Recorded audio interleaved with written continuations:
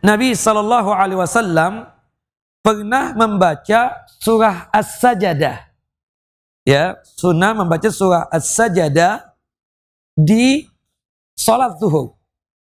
Nah, ini menunjukkan ayat sajadah boleh dibaca imam pada saat sholat yang tidak nampak bacaan imam. Seperti sholat zuhur. Cuma kan posisi kita ini bukan seperti sahabat. Kalau sahabat mengerti dan paham, jika Rasulullah langsung sujud, berarti beliau sedang melakukan apa? Sujud at-tilawah atau sujud as-sajadah. Ya. Tapi kalau kita, insya Allah paham. Tapi kalau kita posisinya imam, khawatir kita.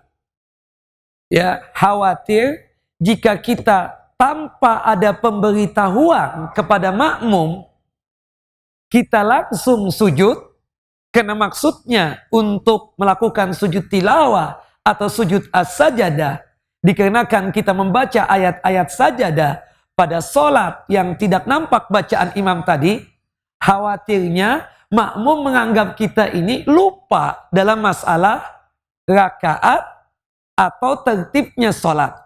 Maka oleh sebab itu, bagi imam yang pingin juga untuk membaca ayat-ayat sajadah di dalam sholat yang sir itu, sholat yang tidak nampak bacaan imam, tolonglah beritahukan dulu kepada makmum. Saya insya Allah nanti akan membaca ayat sajadah. Jadi kalau sekiranya saya langsung sujud, antum semua sujud ya, karena saya membaca ayat sajadah. Nah, intinya boleh membaca ayat sajadah pada saat sholat sir, zuhur, asar, ya, boleh. Tetapi ingat, kalau posisi kita imam, berarti kan ada makmum kita. Tolonglah beritahu sebelumnya. Karena khawatir, takut jika kita langsung sujud, dikarenakan membaca ayat-ayat sajadah, tanpa ada pemberitahuan sebelumnya, kita dianggap orang yang lupa dalam rukun sholat, atau dalam ya gerakan-gerakan ibadah sholat tersebut. Baik.